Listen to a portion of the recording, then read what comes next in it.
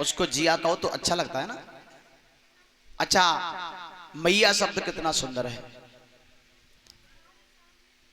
लेकिन अब लोग नहीं कहते, मैया भी नहीं कहते, मम्मी। और मम्मी जानते कैसे कहते हैं? जो मामा की पत्नी होती है उसको कहते हैं मम्मी। मामा की पत्नी को मम्मी। अच्छा, पहले लोग पिताजी से क्या करते थे? पिताजी कहा करते थे ना, पिताजी। और अब क्या कहते हैं लोग? पापा। यानी जो थोड़ो पाप करे सो पापी, और ज्यादा पाप करे सो भी तो पापा हो ज्यादा पाप करता है। कहां से ये शब्द आए समझ में नहीं आ रहा है। अच्छा, रामायण सबने पढ़ी है, राम ने कभी दशरथ को पापा बोला है? कहीं लिखा देखा आपने? नहीं लिखा देखा होगा, सीरियल में भी नहीं सुना होगा। कृष्ण ने कभी नहीं कहा है। और जितने महापुरुष हुए किसी ने किसी के लेख में आप जाकर के देखना, पढ़ के देखना, तो अपने पिताजी से कभी पापा नहीं बोला। और अब ये संस्कृति पता नहीं कहां की आ गई है।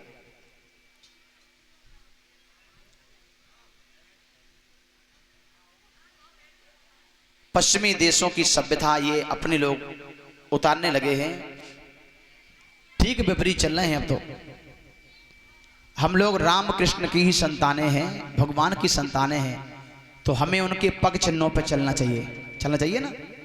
उनके पग चिन्हों पर न चल के हम गलत रास्ते पर चल रहे हैं। टाटा बिरला के पे टाटा कहते हैं ना, टाटा। टाटा जानते कैसे कहते हैं? टाटा तो एक इंसान है।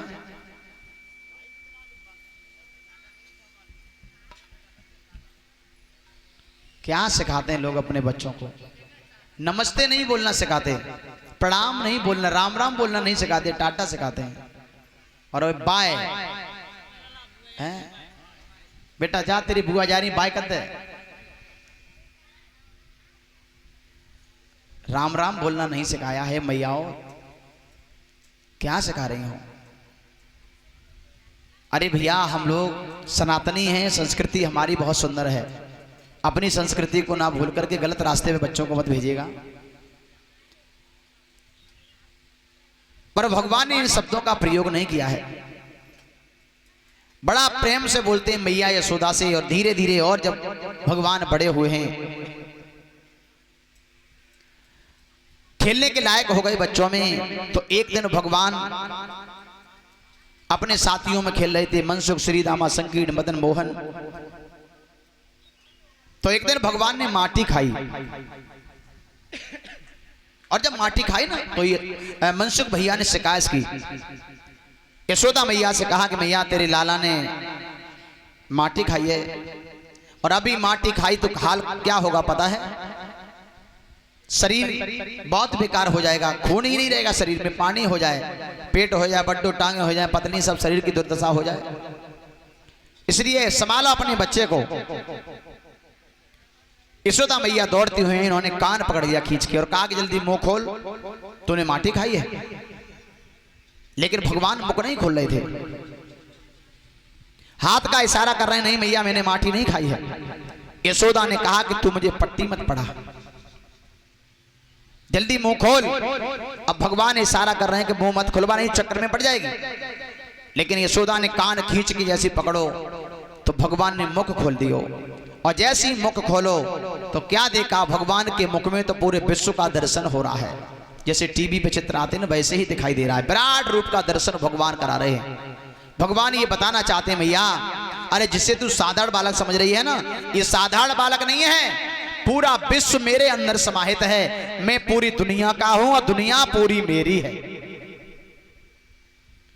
अब यशोदा को तो ये दृश्य देख के चक्कर आ गया, वो धरती पे गिर पड़ी। भगवान ने मुख बंद किया, अपने लाला को उठाया, यानी अपनी मैया को उठाया, और यशोदा मैया ने कहा लाला पहले तू ये बता, तुझे कुछ तो नहीं हुआ? मैं क्या देख रही थी, सपना तो नहीं हो गया? भगवान ने कहा सपना नहीं, जो तूने देखा वो सच ही देखा। लेकिन मैया तुझे तो कुछ नहीं हुआ? यशोदा ने कहा मुझे तो कुछ नहीं हुआ, लेकिन मुख में माटी तो थी नहीं। इसका मतलब जो मनसुखा झूठ बोल रहे हो। मनसुखा से कही एक बात बता, जब मेरे लाला ने माटी ना खाई तो झूठी शिकायत क्यों करके हो? अब मनसुखा ने कही ओहो, हमने तो जब मुटल्ली के लाला की सच्ची सच्ची बात बताई, और ये तो हमसे ये कर रही उल्टी। अब मनसुखा नाराज होकर एक तरफ बैठ गए हो। यशोदा मैया जब चली गई तो भगवान समझ गए कि मनसुख भैया नाराज हो गए हो। तो भगवान ने कहा मनसुखा से कि भैया देख, आज मेरा ऐसा मन कर रहा है कि अब हम तुम थोड़े समर्थ भी हो चुके हैं, तो आज हम लोग चोरी करेंगे। हम ना कर रहे चोरी कर ले कहीं चोरी भूल। आज मेरा मन कर रहा है कि चलो हम तुम चोरी करेंगे आज। भैया हाँ, अगर चोरी करते पकड़े गए हाँ हाँ, तो मार बहुत पड़ेगी। अरे चोरी भी करेंगे तो माखन चुराएंगे, और माखन खाने पीने की चीज है। ज्यादा ज्यादा कोई 2-4 थप्पड़ मार दे, खाते पीते समय 2-4 थप्पड़ मार दे बस। न काऊ की गाय खोले, न भैंस खोले, न कोई वैसी चोरी करे, न अन्न चुराए, न कोई सोना चांदी चुराए, केवल माखन चुराएंगे। भैया हाँ, चोरी तो चोरी है, चाड़ियां तोड़ के लाओ बेशक।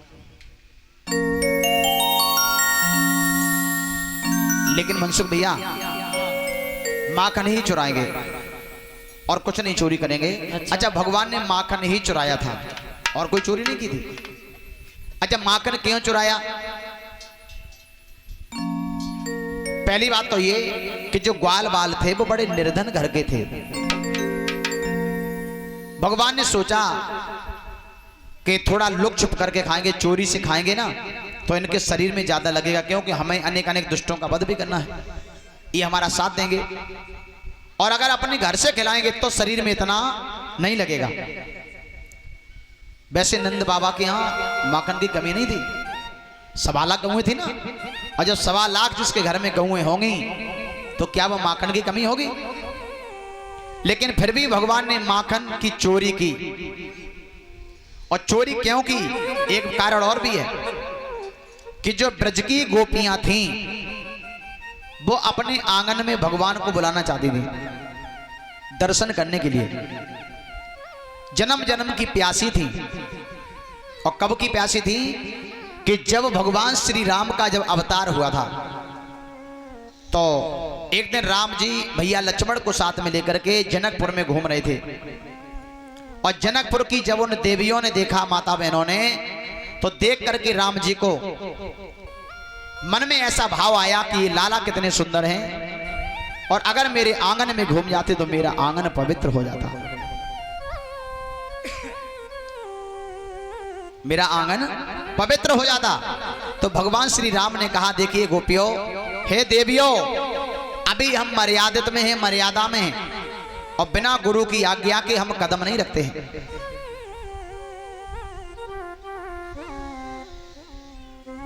अभी हम किसी के आंगन में नहीं जाएंगे। लेकिन एक दिन ऐसा आएगा कि हम बिना बुलाए तुम सबके घर में आएंगे। मेरा आशीर्वाद है, बिना बुलाए, आपको बुलाने की जरूरत नहीं है, दर्शन देने के लिए। तो वही गोपियां द्वापर में आकर के ब्रज में जब जन्म लेती हैं, भगवान का अवतार होता है, तो भगवान जा रहे हैं उनको दर्शन देने के लिए। माखन का तो एक बहाना था,